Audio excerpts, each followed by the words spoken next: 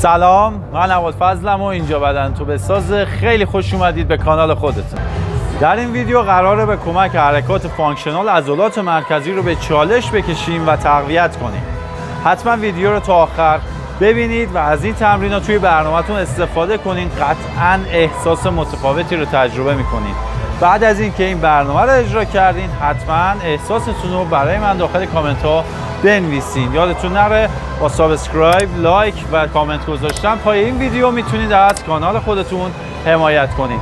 بریم ویدیو رو ببینیم، من براتون توضیح میدم به چه شکل این برنامه رو اجرا کنیم.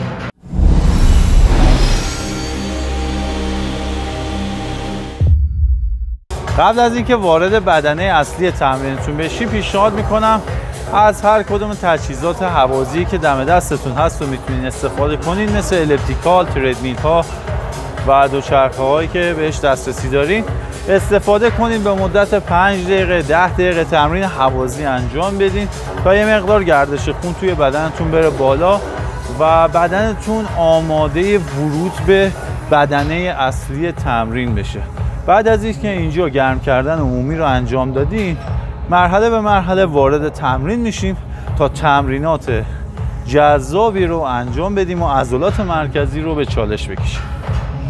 به عنوان اولین حرکت برای ورود به فاز اصلی تمرین پیشنهاد میکنم حرکت پلانک رو انجام بدین که هم حرکت ساده‌ایه و هم جنبه گرم کردن تخصصی برای ورود به جلسه تمرینی رو داره. شما میتونید با توجه به سطح آمادگی و تواناییتون این حرکت رو بین 2 تا 5 ست و بین 20 تا 60 ثانیه نگه دارید و انجام بدید تا به خوبی عضلات مرکزی رو درگیر کنید تا آماده انجام حرکات پیچیده تر بشید.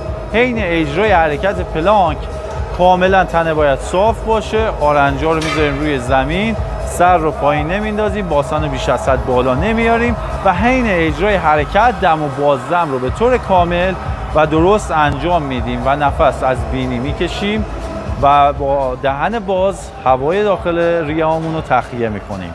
برای دومین حرکت مشابه زمانی که قرار حرکت شنا رو انجام بدین، توی حالت شنا وایسین، با این تفاوت که 2 تا توپ هم زیر دستاتون قرار بدین. توی این شرایط شما باید تعادل خودتون رو حین اجرای حرکت حفظ کنید. قرار نیست حرکت شنا رو بزنیم، فقط قرار توی حالت شنا وایسیم، با این تفاوت که 2 تا توپ زیر دستامونه. توی این شرایط تعداد عضلات درگیر حین اجرای حرکت بالاتر میره و نسبت به حرکت قبلی یه استپ سخت‌تر میشه. تمام نکاتی که این اجرای حرکت پلانک رعایت میکردین و اینجا هم رعایت کنین. سرتون رو پایین نندازین، باسن بالا نره و دم و بازدم حین اجرای حرکت قطع نشه. با توجه به سطح توانایی خودتون میتونین بین 2 تا 5 ست و بین 20 تا 30 ثانیه این حرکت رو مشابه بقیه حرکات هم انجام بدین. این حرکت رو بزنین تا بریم سراغ حرکت بعدی. اما سومین حرکت که حرکت بسیار جذابیه و خودم خیلی دوستش دارم، حرکتیه که اسلینگ مورب قدامی رو به خوبی درگیر میکنه و عضلات مرکزی رو به چالش میکشه. برای انجام این حرکت از یه نیمکت کمک بگیرین، روی نیمکت بشینین، پاتون رو میتونین به کمک یه دمبل سنگین یا هر فضایی که دم دست دارین و میتونین پاتون رو درگیر کنین و خودتون نگه دارین استفاده کنین. یه پا رو اینجا درگیر کنین و با دست مخالفش یه دونه دمبل رو بردارین. حالا از ناحیه لگن به اندازه 10، 15 یا 20 درجه به سمت عقب بیاین و خودتون تو همین شرایط نگه دارین.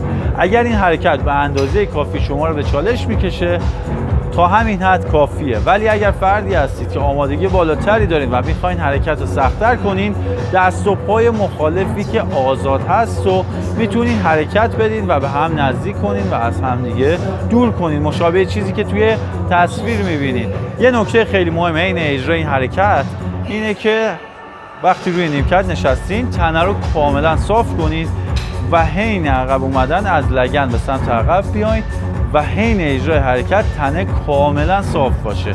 اگر از کمر مقداری خم بشین، فشار بسیار زیادی به کمرتون میاد و ریسک آسیب به کمر رو بالا میبره و پیشنهاد میدم اجرا نکنید. و این حرکت هم مشابه حرکات قبلی بین 2 تا 5 ست با توجه به سطح توانایی خودتون انجام بدین. تا اینجا یادتون نره نظرتون در ارتباط با تمرین برام بنویسین و بگین توی ویدیوهای بعدی چه تمرین هایی رو براتون آماده کنم. برای حرکت بعدی میریم سراغ حرکت شنا، با این تفاوت که قراره یه بار به سمت چپ بریم و یه بار به سمت راست بیایم و حرکت رو انجام بدیم. اگر فردی هستید که این حرکت براتون ساده و راحت میتونین انجام بدین، از یک کش لوپ دور مچ پاتون استفاده کنین تا درگیری عضلات سرینی حین اجرای حرکت رو هم بیشتر کنین و چالش بیشتری حین اجرای تمرین ایجاد کنین. تا اینجا تمرین چطوره؟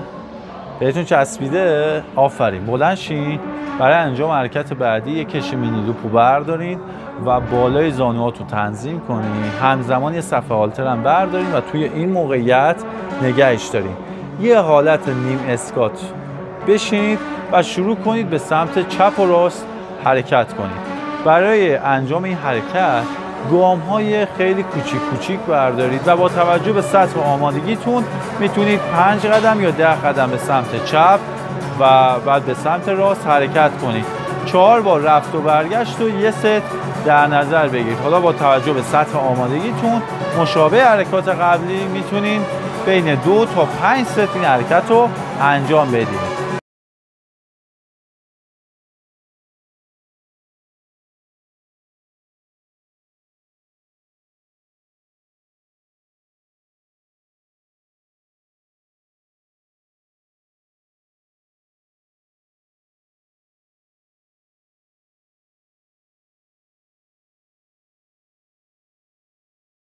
حالا که دست به کش شدیم میریم سراغ عضلات مورب و کش رو پایین‌تر تنظیم میکنیم.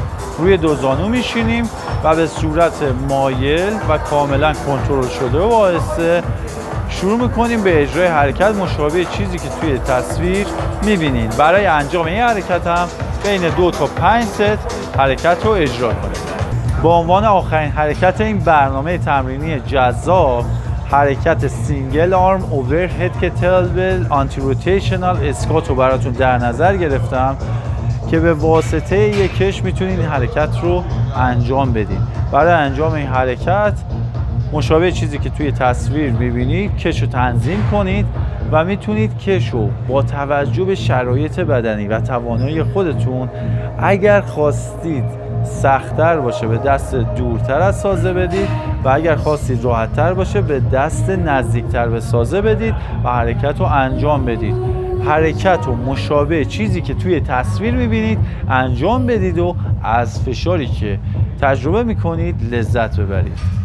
حرکت رو برای 2 تا 5 ست مشابه همه حرکات انجام بدین و بیاین در انتهای ویدیو همراهتون هست. خیلی ممنون که تا اینجای ویدیو همراه من بودین. امیدوارم از این برنامه تمرینی جذاب لذت برده باشین و نهایت استفاده رو برده باشین. اگر این برنامه تمرینی رو انجام دادین حتما داخل کامنت ها نظرتون رو برام بنویسین. حتی توی کامنت ها بهم بگین که دوست دارین چه محتوایی رو براتون بیشتر آماده کنیم و بهش بپردازیم. یادتون نره با لایک و کامنت و سابسکرایب از کانال خودتون حمایت کنید. خیلی ارادت داریم. انرژی بالا.